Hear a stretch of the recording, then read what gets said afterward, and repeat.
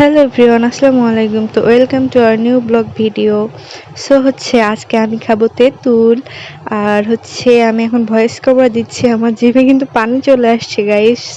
আর আমার যেহেতু এই দ্বিতীয় প্রেগনেন্সির টাইম চলছে, সেহেতু আমার এবার প্রচুর টক খাইতে মন চায়। সেজন্য আমি আমার ভাইকে দিয়ে এই তেঁতুলগুলো নিয়ে আসছিলাম।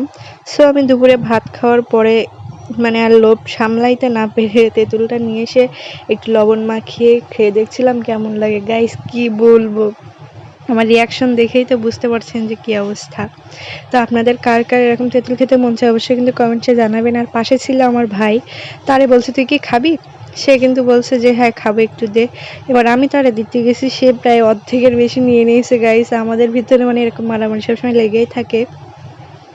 তো দেখুন, সে মোটে ছাড়বেই না গাইস, অনেক কষ্টে তার গাল থেকে ছাড়িয়ে নিয়েছি। তো এই তো আমি খাচ্ছিলাম, আর কি বলবো, এখন আমি কথাও বলতে পারছি না। এখন মনে হচ্ছে যদি পাইতাম আরও খাইতাম।